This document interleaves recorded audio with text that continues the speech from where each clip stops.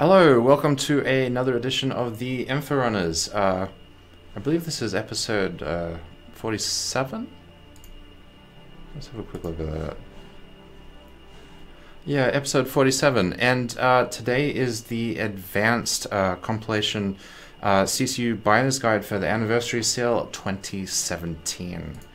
And I'm going to be going over pretty much all the CCUs that we've covered during the sale. I will not be taking questions today.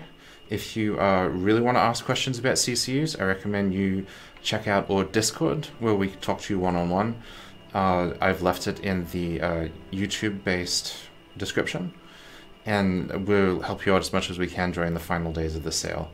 But today is going to be mostly focusing on going through all the different sale recommendations, showing them in the nice Excel document, and sort of explaining the reasoning behind them.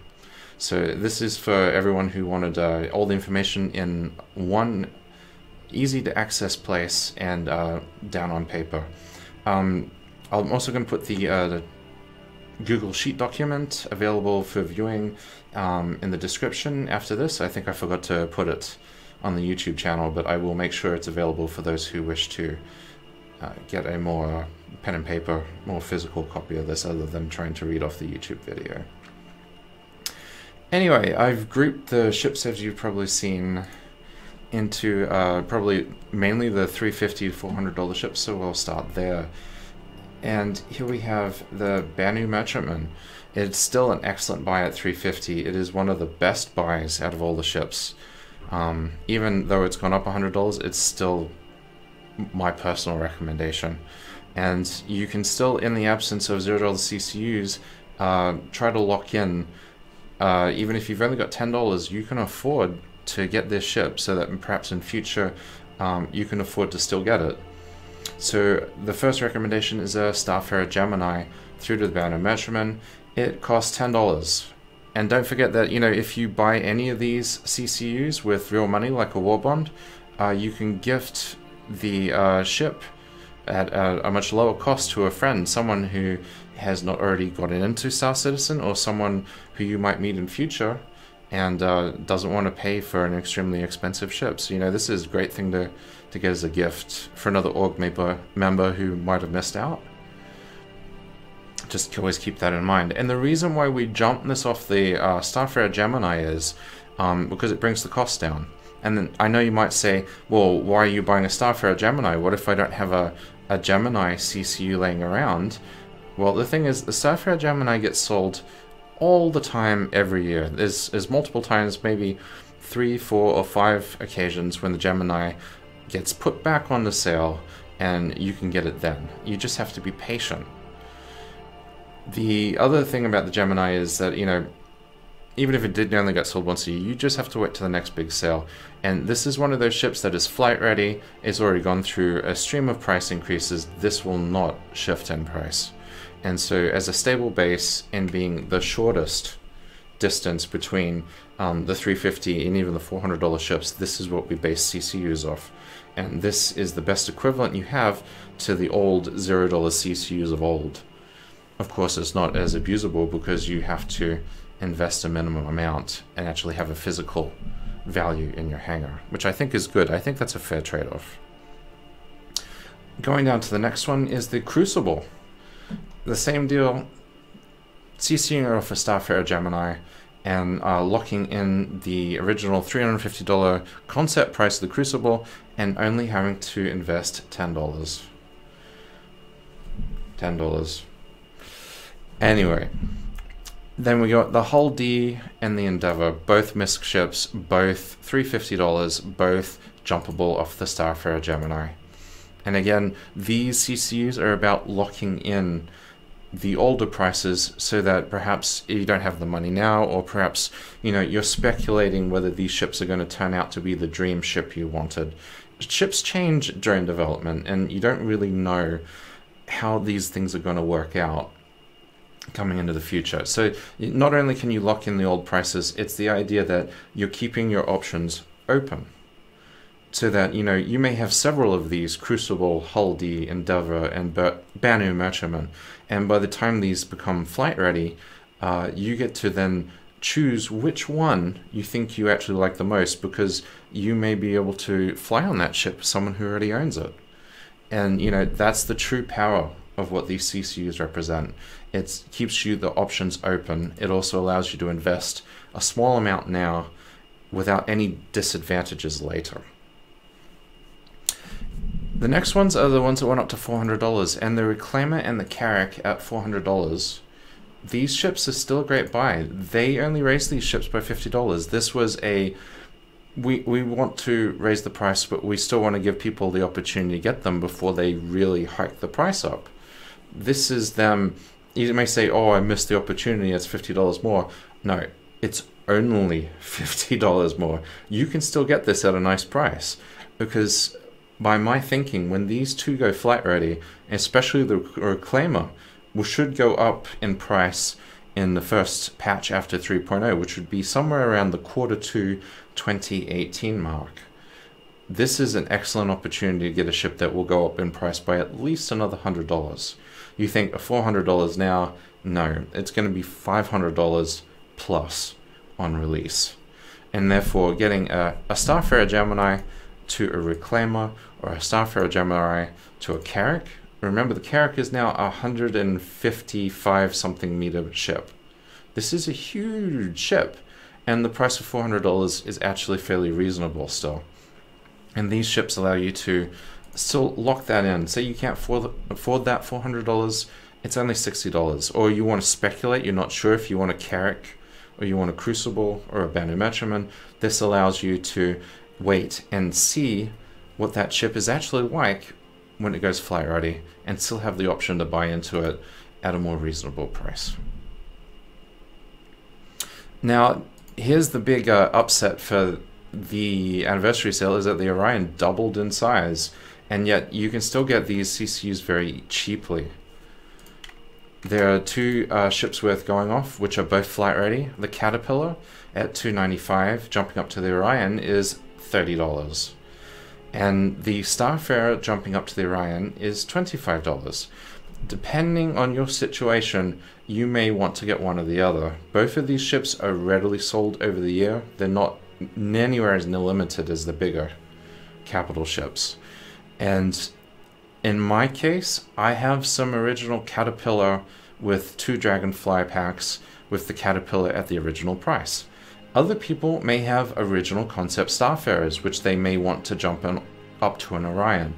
Depending if you already have some of those ships in buyback, or you already own the ships yourself, one or the other may be the better pick for you. But both of them are both about...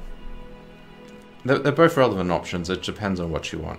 But you got to think about it. For a ship that's almost as big as a Javelin, and it's only costing you $30, why not speculate and see what this huge ship ends up being?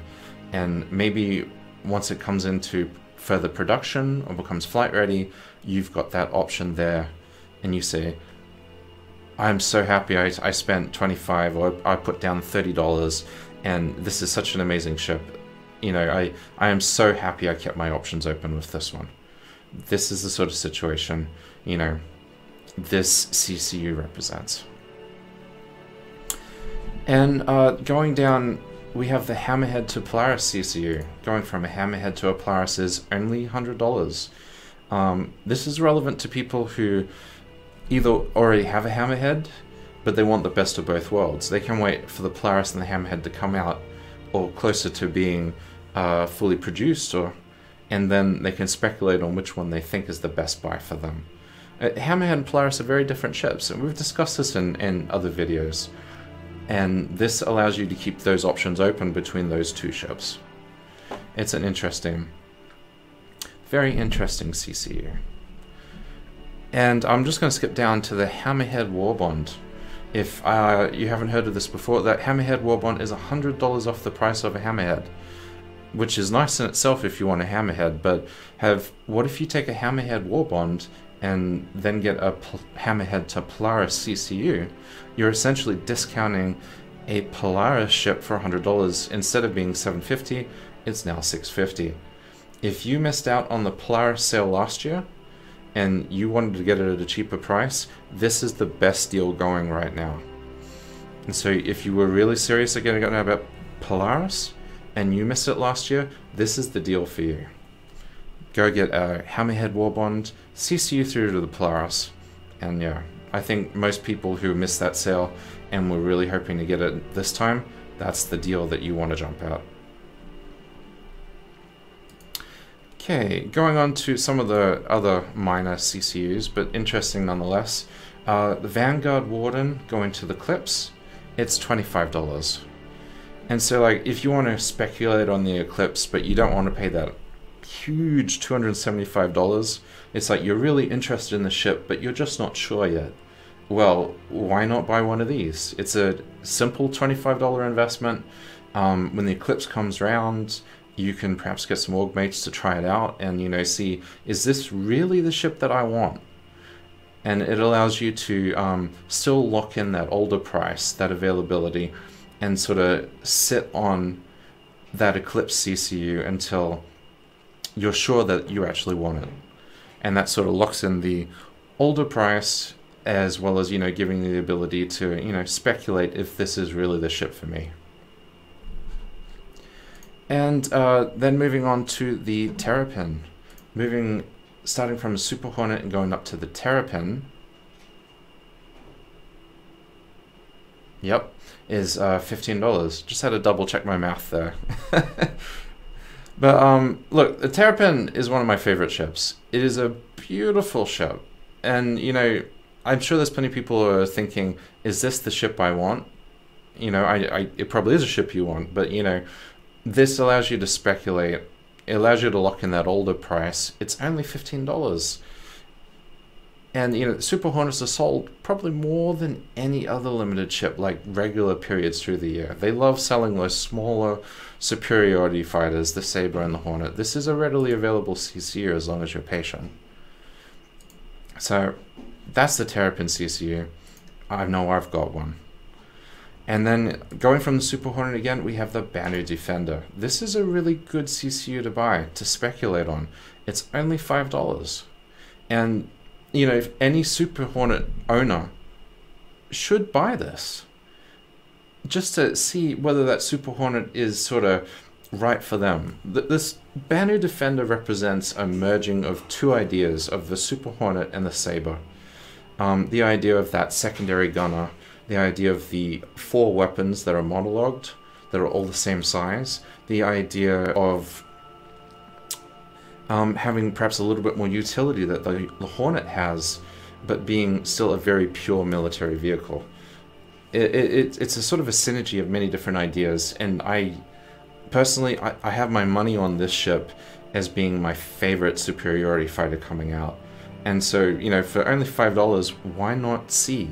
Wait and see. If you've got a Sabre or a Super Hornet already, just buy that CCU and wait out and see if you like it.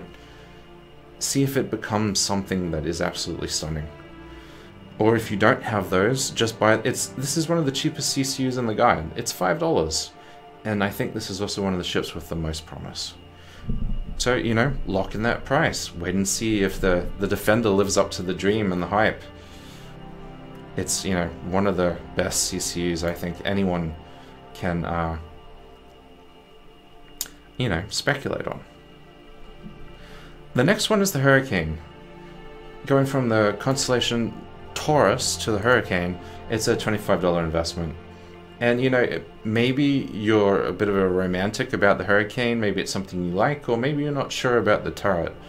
But, you know, that beats, like, thinking about putting down a $25 investment and speculating to see whether it's something that works out, whether that's the ship that you're looking for.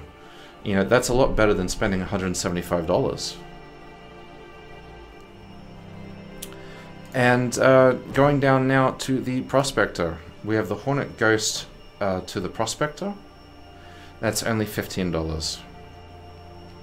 This ship is one of those ships that is releasing in 3.0. And with the 3.0 PU release, this is not going to be $140 anymore. Whether it goes up by $10 or $15 or more, we don't know. But the importance of this CCU is that it is going up in price. and it's going up in price soon. For those people who like to speculate, or those people who want a prospector, this represents an important, a useful CCU that has relevance in the very near future. Then we go on to the Razor, both from MISC, like the Prospector. It's a very similar situation, but it's not quite as useful as the Prospector CCU. The Prospector will go up in price sooner, and it will probably go up in price more. And the reason why I speculate that being is the Razor is a dedicated racer ship. It's also one of the most expensive dedicated racer ships. It has sort of less room to maneuver in price without completely sealing it out from people's buying decisions. They have to keep it closer to the 350R price. So I can't see it going up in price as much as the Prospector. But if you're a racer and you're interested in the Razor, but you don't want to put down the full $135, this is the CCU you probably want to grab, just to see if this is the ship for you. And if it's not, you only invested $10. You can melt that and use it a bit later. The next CCU we're going to talk about is the Cutlass Black. And going from the Gladius, always available, price not going to increase, going up to the Cutlass Black. Again, this is one of those recent 3.0 PU releases they've confirmed will be going up in price. It only costs $10, which is cheap. You could possibly use this to discount a future ship to give to a friend who missed out on the original Cutlass price. Or perhaps you just want a Cutlass Black, but you don't have the full amount to afford or the money right at the moment. $10 is an excellent deal. And we all know the Cutlass is amazing. People are already flying this around in the PTU. I think most people already know whether they want this or not, but it's still one of the premier CCUs to consider during the sale, even if it's still available even after the sale. This is not a limited ship. So, it doesn't hurt to have a couple of these hanging around your hangar, even if you don't know what to do with them. Because, they might come in useful later. Now we're getting on to some of the smaller stuff. Why am I recommending a Dragonfly CCU? Is very limited case to use this, but they have confirmed the Dragonfly is going up in price. And Mustang Alpha, which is the main ship for cheap starter packages or starter packs in general, if you want to give a cheap starter pack to a friend, and let's face it, that's the reason these packs exist, why not buy a cheap $5 Mustang Alpha to Dragonfly Black CCU? The Dragonfly's going up really soon on 3.0 PU release. You can add an extra $5 discount, and I'm guessing it's going to go up to a $40 price range. That is not much of a jump to a more advanced starter. You could easily CCU to an Avenger Titan, and that's an extra $5 cheaper. I personally gave an Avenger Titan with a cheap starter pack to a friend in real life, and saving $5 in the process on top of those cheap starter packages, why not? I think that's a good deal. And that's it for the CCU guides for 2017, although I do want to mention the Hawk concept as an LTI token. If you don't have an LTI token but your ship is $100 or more, the concept for the Hawk is the perfect use of an LTI token. Make sure you keep that in mind. And even then, if you're using real money, if you buy a War Bond Hawk, you're saving $10 off that. You're discounting whatever ship you're making. And it sort of puts this 5-year insurance they offer on these big ships, it's pointless. Because you can buy that War Bond Hawk concept, apply a CCU, and that ship is $10 cheaper with proper LTI. It makes me wonder why they bother with this 5-year insurance on all these ships in the first place, when you can essentially either get it at the same price with LTI or even $10 cheaper. Anyway, that wraps it up for the Inforunners Advanced Buyer's Guide for the Anniversary Sale 2017. Remember, if you have further questions, join our Discord. we'll give one-on-one advice as best we can, and you know, maybe you'll find that useful. And don't forget to like and subscribe, and check out our YouTube channel if you're on Twitch. As always, I hope this was useful. I'll catch you around.